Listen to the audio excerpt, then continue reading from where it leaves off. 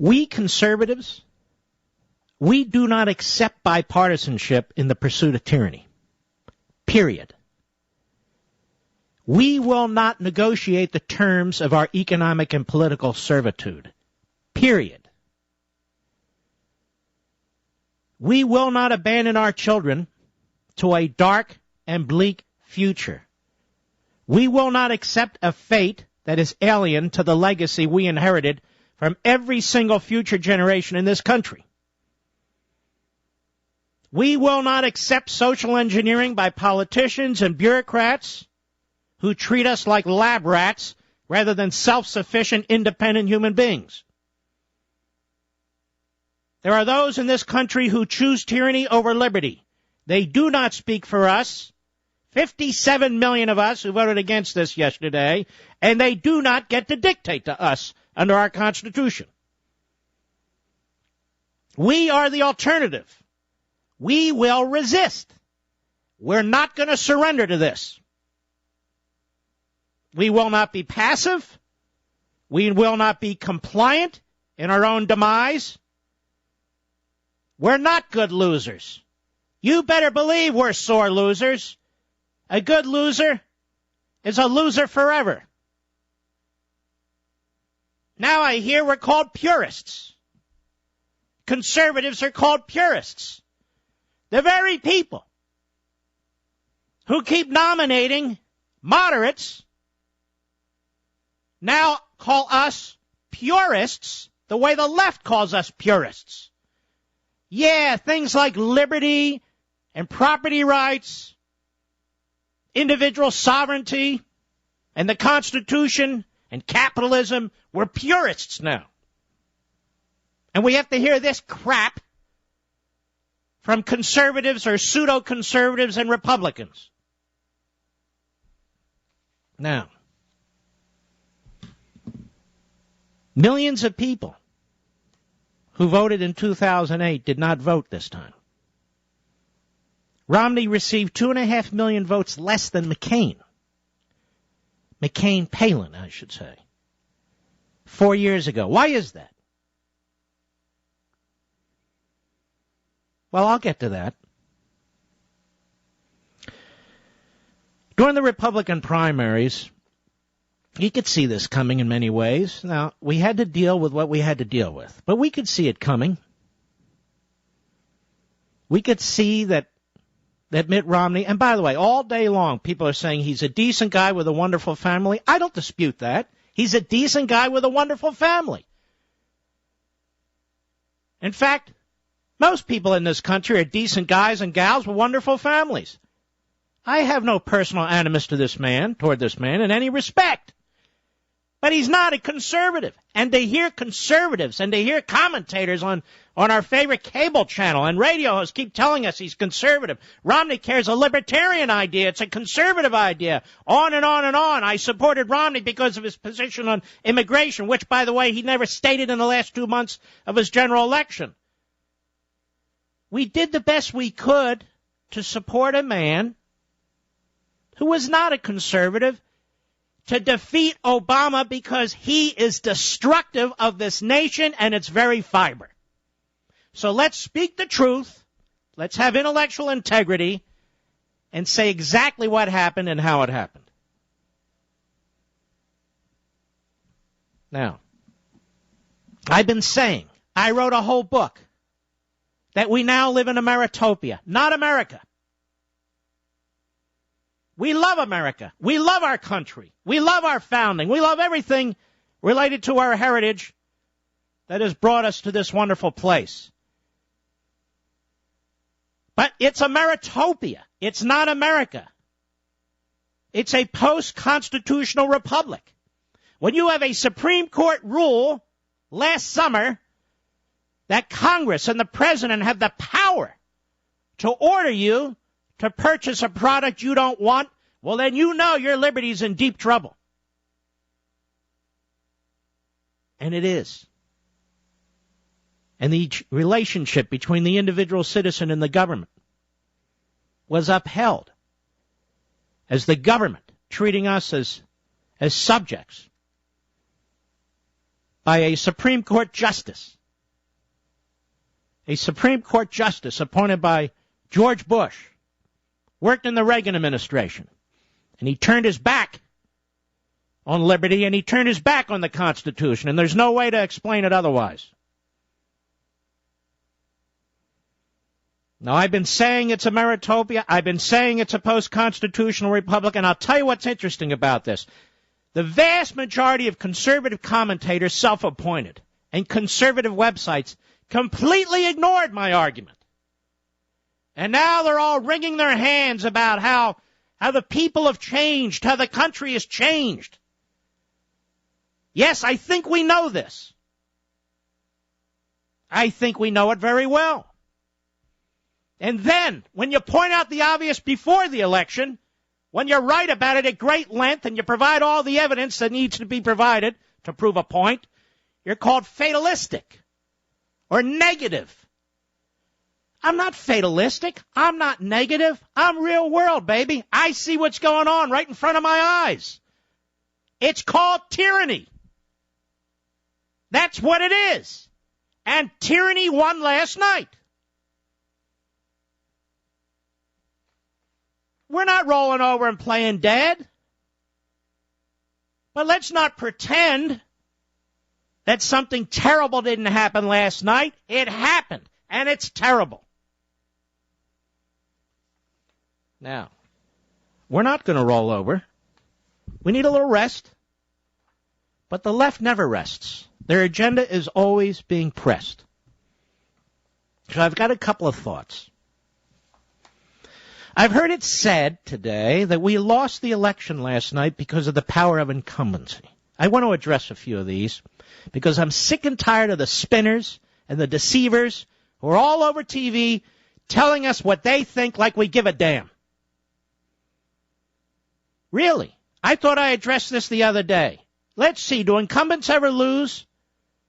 Well, Ford was an incumbent. He lost to Carter. Carter was an incumbent. He lost to Reagan. Bush 41 was an incumbent. He lost to Clinton. Gee, it never happens. Except 4 times in the last 30 years. So that can't be it. Well, we nominated all these purists like to the Senate, like Todd Akin and Richard Murdoch. Richard Murdoch, who was undermined by the Republican establishment in Indiana, starting with Dick Lugar. The same people who attack him didn't bend a finger to help him get elected. Not a finger. But let's talk about this, because I'm sick of this attack on the Tea Party and conservatives, too. Scott Brown lost. Liberal. Linda McMahon lost. Liberal. Tommy Thompson lost. Moderate. There are others. There are others. And I have the list, and I can't find the damn thing. But let me put it to you this way. More liberal and moderate Republicans running for the U.S. Senate lost than Tea Party candidates. But you don't hear that, do you? Berg in North Dakota. Lingle in Hawaii. And I can go down the list, but you won't hear it. You want to know why? Because no matter what happens, the Tea Party's attacked. No matter what happens, Reagan conservatives are attacked. Big game going on in Washington, D.C. Big game going on even in the new conservative media with these frauds who get on and keep putting down the conservative movement and conservatism. This wasn't an election about conservatism. As a matter of fact, the Romney campaign was being praised. Talk about bipartisanship. Don't talk about immigration. Don't talk about across-the-board tax cuts. Talk about the middle class. Don't talk about repealing Obamacare. Talk about repealing and replacing Obamacare. On and on and on. Now, immigration. All day long, all night. But I am sick and tired of these former Bush guys all over TV and radio telling us what to do for the future of the party. They've brought us to this point. I told you, if you're prepared to hear the truth, I'm here. If you're not, you're going to have to go somewhere else. The Tea Party rose up, not in reaction to Barack Obama's election, in reaction to George Bush's final months. George Bush was the first to nationalize GM and Chrysler. George Bush pushed TARP. George Bush was funding bailouts left and right.